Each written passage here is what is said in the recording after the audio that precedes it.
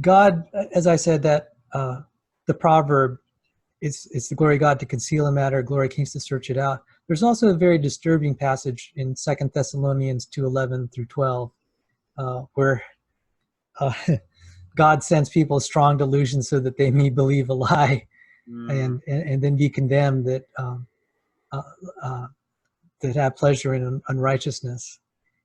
God actually has designed the way things are is that it's actually very easy to leave the faith. Jesus said, very few will find the path to life. Wide is the way. And God could have made it very easy to believe, but he's decided to do the opposite.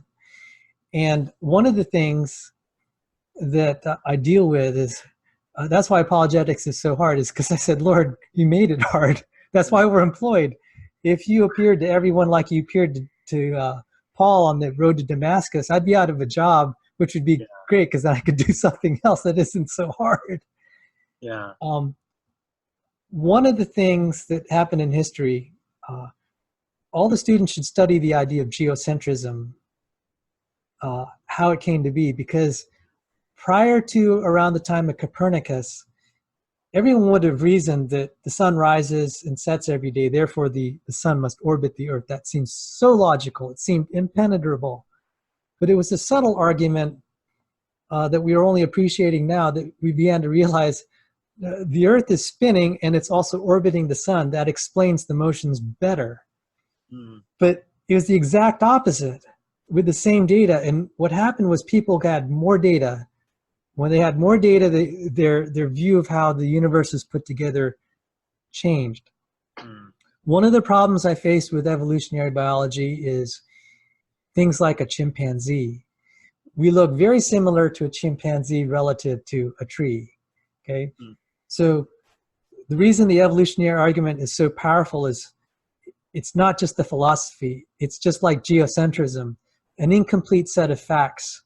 If we only cherry pick certain facts, it really does look evolved, because you'll see something like a simple bacteria, you'll see a fish that looks a little bit more like a man, then a mammal, and then a chimpanzee and man. It's like, well, that obviously suggests evolution.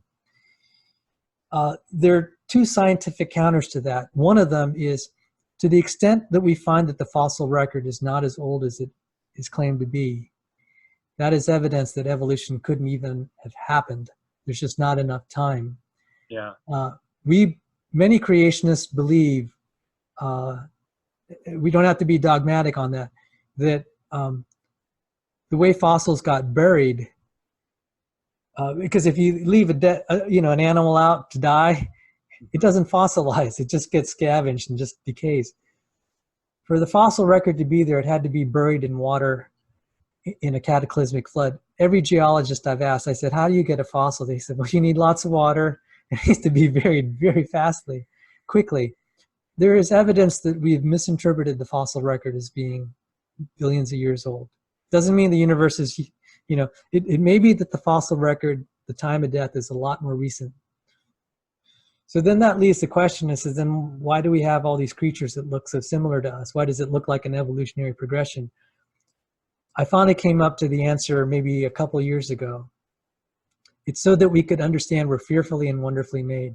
Especially doing my reporting work at the NIH, I hear of all the experiments we do on rats to figure out how we work. I said, the alternative is, if God didn't make those creatures, what are you going to do to figure out that you're fearfully and wonderfully made? How are you going to cure your diseases? What you're going to have to do is go dissect other humans. You're going to have to ask people to volunteer to have their organs, kind of cut apart. And some really cruel experiments where they're putting probes in your body and running electricity. I said, do you see that this is a gift, that we have this progression of creatures? It's not to be interpreted as an evolutionary progression. That is God giving you the keys to understand you're fearfully and wonderfully made. And because we have simpler creatures like bacteria, we can understand. And the reason I'm telling you that, the explanation is, a lot of people will lose their faith because they've never been given an explanation, even by creationists, why there's that progression of creatures from simple to more complex, from simple to chimp to human being. And I realized we need to give them a better answer, and then they will see the genius of God. So, I mean, if I had anything to say, that's what I would tell the students. Think about how you would learn biology if God didn't make a chimpanzee or a mouse. That's really good. Yeah, I appreciate that a lot.